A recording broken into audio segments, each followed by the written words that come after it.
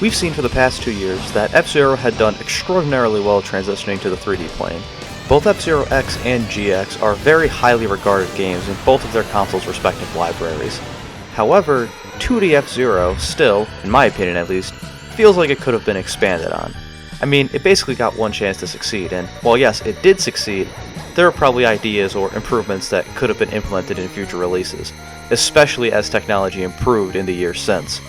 Apparently, Nintendo thought the same thing because 3 games were released in the early 2000s, all of which would be in this 2D style. From 2001 to 2004, this series would see the release of F-Zero Maximum Velocity, F-Zero GP Legend, and finally F-Zero Climax, all in that similar Super Nintendo-inspired style. As someone who enjoyed the first game enough, and who knows close to nothing about this trio of games, I was interested to see how a 2D F-Zero game could work with some better technology.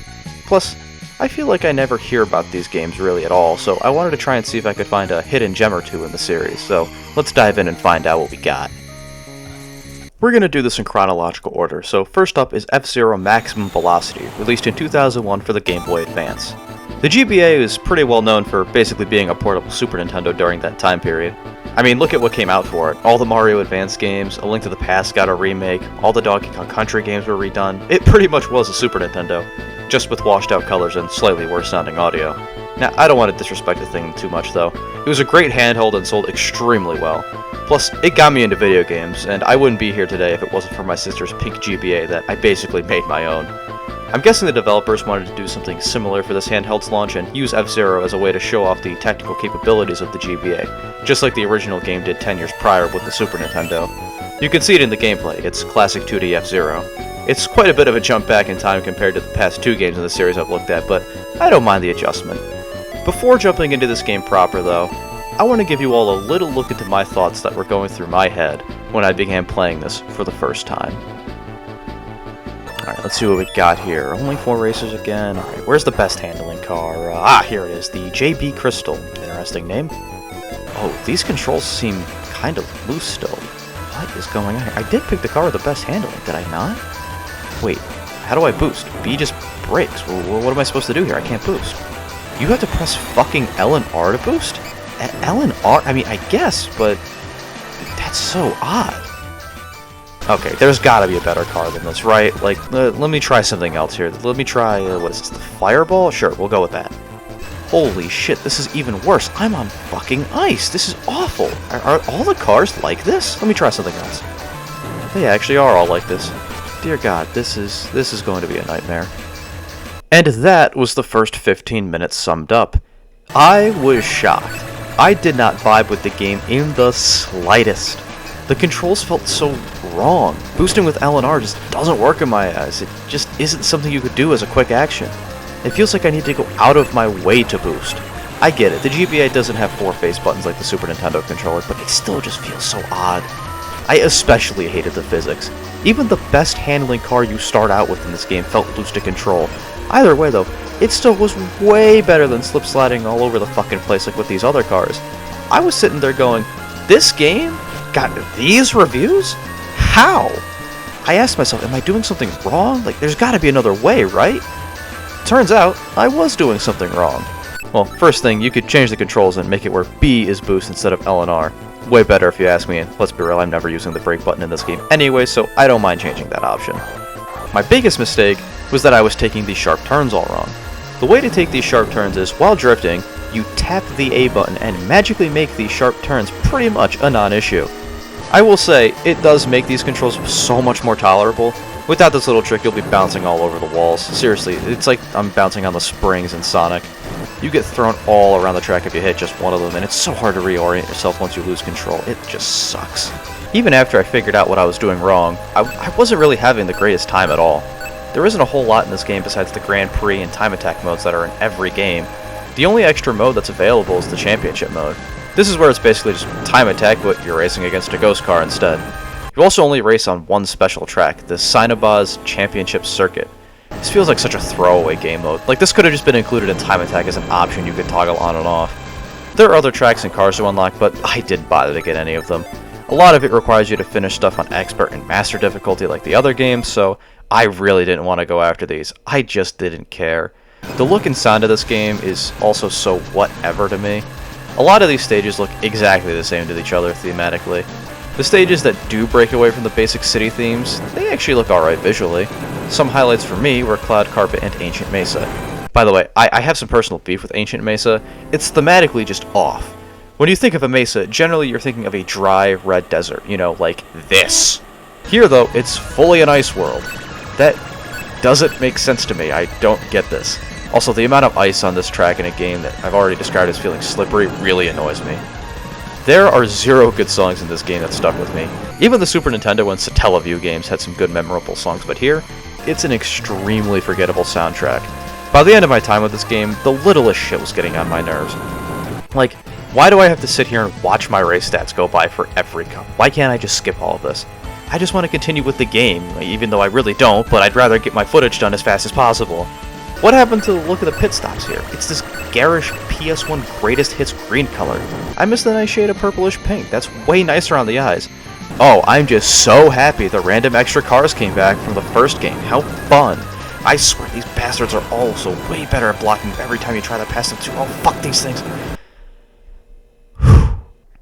I didn't mention it before, but this game takes place 25 years after the original F-Zero game. This means that our original characters, you know, Captain Falcon, Dr. Stewart, Pico, and Samurai Goro, are all not present in this game. The only time in this series this happens, by the way. Instead, we get a whole new roster of characters, and well, there ain't a whole lot here. The only info you get about these new pilots are coming from the manual, and even then, it isn't much. It's a bad sign when some characters get described in 2 whole sentences on the F-Zero wiki. I mean, there are some interesting details. One of the unlockable characters, Blitz Wagner, is said to be a protege to Dr. Stewart. More interestingly, Kenta Kechi, another unlockable character, claims to be the son of Captain Falcon.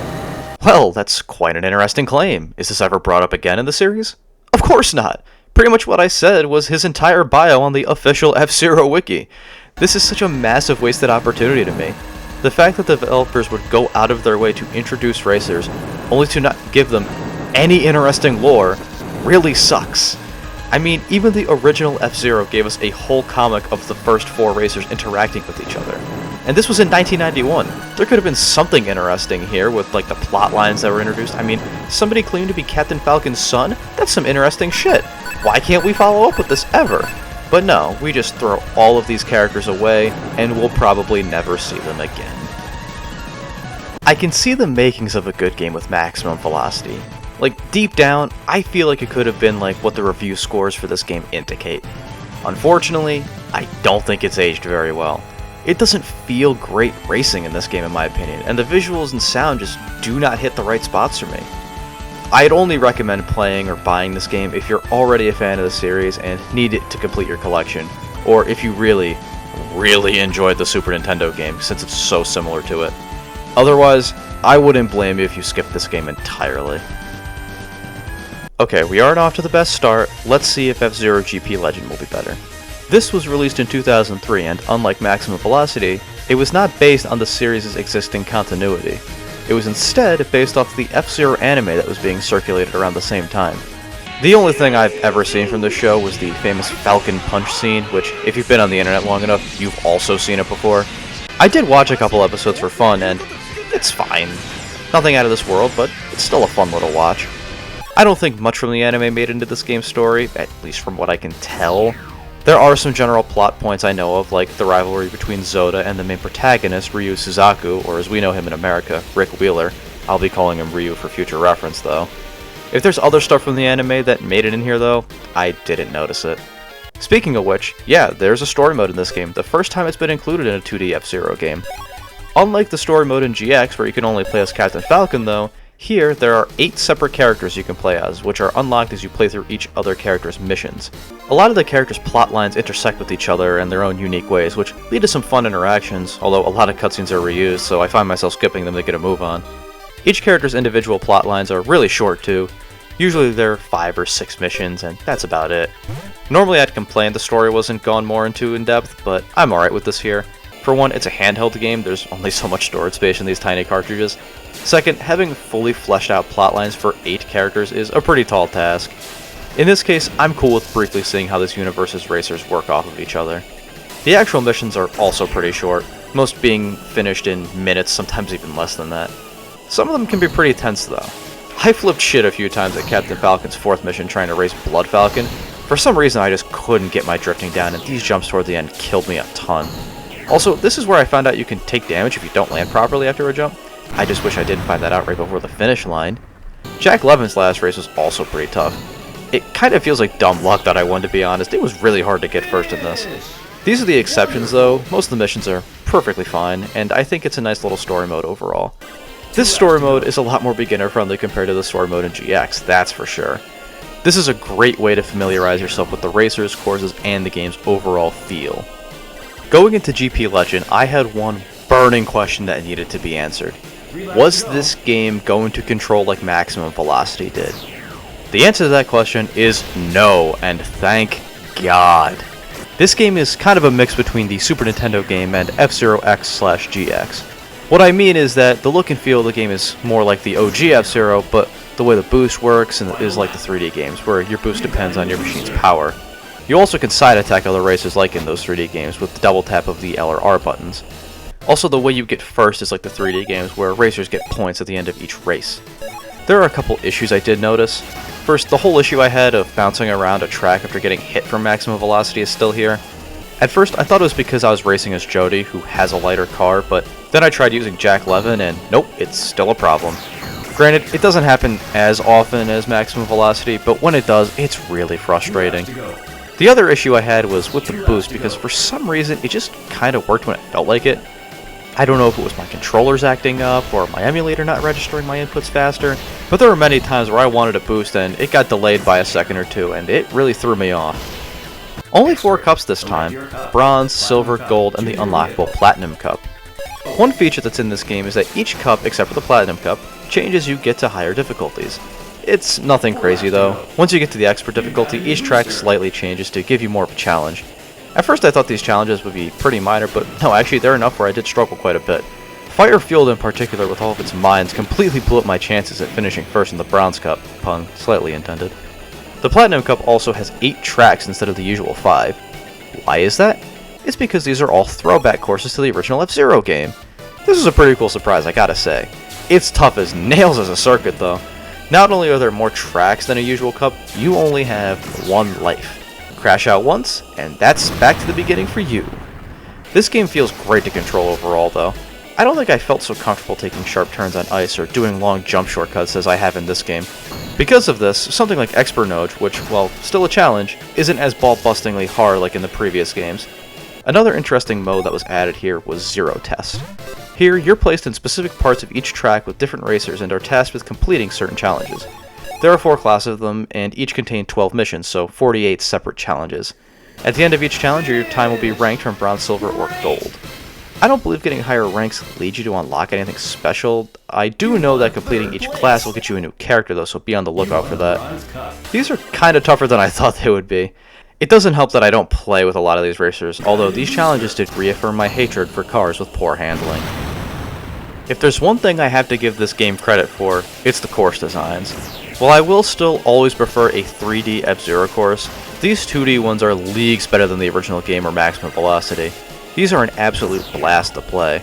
There are so many unique layouts that are really fun to try and race around, like a flower or a honeycomb. The course obstacles as well are placed in cool ways. There are so many jump pads in areas where you can take big shortcuts, and some courses are designed around a lot of jumps like Portdown Fork Road. The number of twists and turns and different paths will definitely keep you on your toes as you race to the goal. The only track I'm not a fan of is the lightning courses. I don't like this mesh design for the road, it's really disorienting. The occasional lightning that flashes the screen doesn't help either. I get it, it helps improve the aesthetic of the course, but when it hurts my eyes, I really don't care. I'd rather not have it included at all. The music is solid once again. Most of the soundtrack is either remixed versions of classic songs like Mute City, Big Blue, or Sand Ocean, or 16-bit renditions of songs from F-Zero X. I think they both fit in this game pretty well, and I really like some of the songs from X that made it in this game, especially Silence. It's one of my personal favorites. If the courses in the main game weren't enough though, there are also 20 tracks available via e-reader cards. But only in Japan. This series and obscure Nintendo technology, man, it's truly remarkable how often this has happened. It's almost every game at this point. For those unaware, the e-reader was a peripheral for the GBA released in 2002 that scanned in extra content via these magnetic cards. Shit, full games were officially released on these cards too, so Nintendo really did try and push this thing. Unfortunately, the idea of scanning cards didn't catch on here, as the e-reader was discontinued in America in 2004. It did last until 2008 in Japan though, so take that for what you will. I can't blame people for not wanting to scan a ton of cards into their game, but due to the lack of success, it makes playing some of this content pretty damn difficult to play officially. It has gotten slightly better over the years. Super Mario Advance 4 had its e-reader content included in its Switch re-release, and GP Legend also has these tracks included in its re-release as well. But again, only in Japan. I guess since they were exclusive to the region back then, they must stay exclusive for some backwards reason. However, like with the Satellaview games, if you have the know-how, there are ways to play these tracks here in America. If you thought the tracks in the base game were unique, you're in for a fun ride here. These track designs can be pretty out there, and I think they're great. You're only able to race on these courses in training mode though, so they aren't separate cubs like the N64DD tracks from the F-Zero X expansion kit. I truly don't understand why these just weren't included in the Switch Online's re-release of the game. I mean, our next game, F-Zero Climax, finally came over at the same time, so how come the extra Japanese exclusive content couldn't come over as well? I truly don't understand Nintendo sometimes, they're so odd. F-Zero GP Legend is pretty much what I was hoping Maximum Velocity would be. A great feeling 2D racer with a fun universe surrounding it.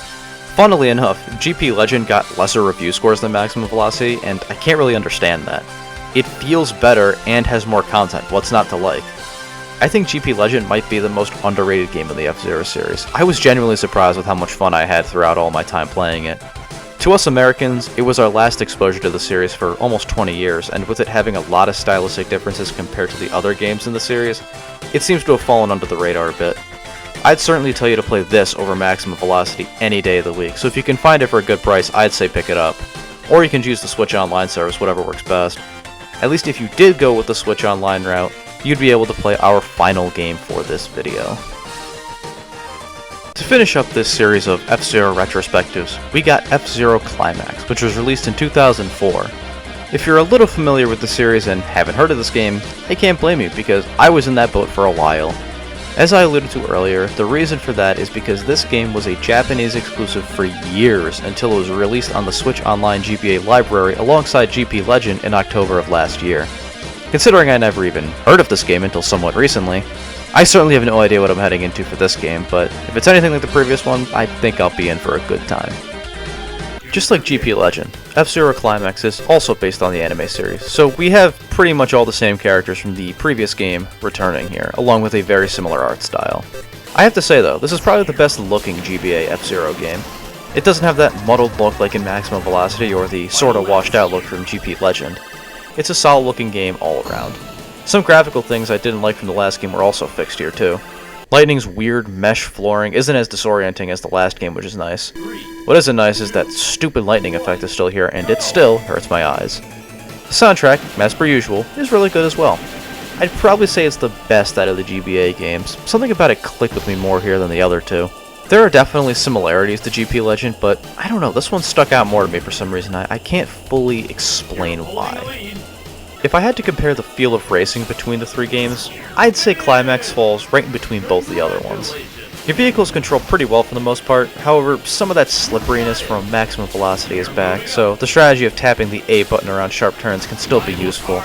I only really noticed this though once I got to Expert difficulty, because there are sharp turns all over every one of these courses. Once I used someone with the best handling stat like my Queen Jody Summer or someone like Lucy Liberty, it made these turns way more manageable. I'm a fan of Lucy Liberty, even with her god-awful boost. It made the Expert difficulty go by super fast. Like I said though, it's right in between both games, so I think no matter which control style you preferred, you'll be able to adapt to this game's feel. You also don't bounce around as much if you run into a wall. It can still happen, but it seemed way less frequent, and thank God for that. I hated having to readjust myself after pinballing around a track for 10 seconds straight. There are some other changes to mention with Climax. The default controls have been changed. Now, B is boost, and now pressing L and R lets you do the spin attack from the 3D games. The boost system has some slight changes as well. Your normal boost works the same, having it based off your vehicle's energy. However, at the end of each lap, you get another super boost that can be activated by pressing the B button after already boosting. If you save up both your stored boosts, you can burn both of them at once, and if you press the B button the third time. Oh yeah, there are also only 3 laps now in each race instead of 5, just like the 3D games. I like the system, and most of these changes as a whole. It's a really neat way to combine elements from both the 2D and the 3D games to kind of give it a best of both worlds feel to it. There are some things in the track I wish weren't brought back though, like the wind. It isn't as obnoxious as the first F-Zero, but it's still an annoyance that I really don't like. While we're on the subject, the tracks in this game are just fine. I don't find any of them crazy unique or work too hard off gimmicky layouts. They're all just very well designed tracks. Sure, that's a little boring sometimes. I like when a racetrack gets really weird or gimmicky at times. But if the tracks we have are well designed, I can't really be that upset. The one interesting aspect about the tracks though is how they're distributed over each cup. Remember how in GP Legend, once you got to expert difficulty, each track would change a little bit to make them tougher?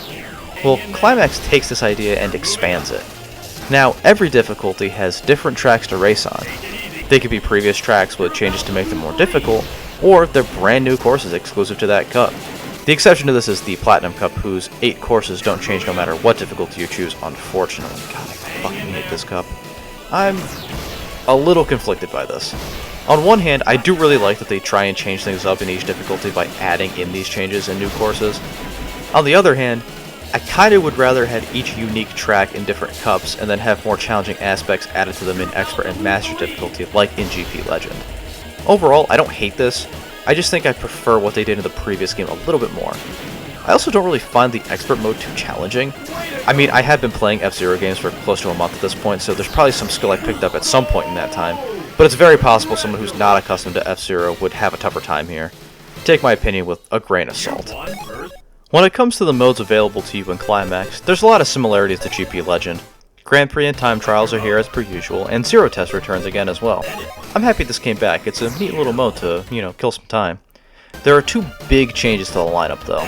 The first one is Edit Mode. It's a course designer. That's neat to see brought into this game. Of course it's not super in-depth like the expansion pack version, but the concept of making my own tracks, this time in 2D, is still pretty cool. The second is the brand new Survival Mode. Instead of a traditional story mode, we get this, which is unlocked after beating each cup on at least standard difficulty. There are 4 different competitions: Tour, Challenge, Battle, and Violence. Well, I say different, but in reality they're all the same type of game, just increasing in difficulty. Basically what you're doing is choosing a racer and using them to complete different challenges, ranging from completing full races, 1-lap races, slaloms, straightaways, and braking. Fuck that one in particular, by the way. There are some slight differences though. As you progress, the number of challenges you must complete increase, and the spare lives you have decrease. You'll start off in Tour mode doing 5 challenges with 5 lives, but work your way up to Violence and you'll only have 2 lives but need to complete 12 challenges. Once you get to Battle, the challenges also start to get randomized, so it isn't a scripted set of them anymore as well. Also, what you unlock is slightly different. No matter which competition you choose, you'll unlock a storyline at the end of them. These are just a quick synopsis of an episode from the anime that are randomly unlocked. They're a neat little read for someone that hasn't watched the whole show like myself. Once you complete a competition in a challenge or higher, you'll also get your chosen character's racer bio. They're pretty much like what you saw in GX, just with sprites being shown instead of 3D models. I don't hate this mode, but I'd personally rather have a full story campaign. It's an alright substitute, but like I said, that's just my personal preference. It'll definitely keep you busy, especially if you're trying to go for all the storylines and character bios, especially with some of the characters you might not like as much, and you'll be spending a lot of time on this mode, that's for sure. F-Zero Climax is another solid game in the series. While there are certain changes I might not enjoy, it's still a fun time overall, and thankfully international fans can finally play this game, legitimately of course. While the game might be a good time, general audiences didn't exactly think so. It didn't sell very well in Japan. The only source I could find about sales say the game only sold a little over 5,000 copies. Yikes. That's probably the reason it didn't make it out of Japan until somewhat recently. Even though it wasn't a financial success, this game, and the other 2 on the GBA, were still respectable games. If I had to rank them, I'd say GP Legend's the best, then Climax just barely below it, and then Maximum Velocity in a distant third. Sure, I might not have enjoyed Maximum Velocity a ton, but GP Legend and Climax were very welcome surprises as someone who had never played them before. Plus, I'm probably in the minority opinion when it comes to Maximum Velocity anyway. I was merely a passing enjoyer of the series before the set of reviews. Now I can confidently say that I am a huge fan of F-Zero. I hope someday, into the future, we get a whole new 3D game that's similar to GX. God, if that happens, I don't know if I'd be able to hold back my excitement. No matter when the next game is released, if a new game is released, I will be there buying it on opening day no matter what. I hope these videos have maybe convinced someone out there to give this series a shot. It's a series that deserves so much more love and attention, and I pray that you enjoy these games as much as I and many others do.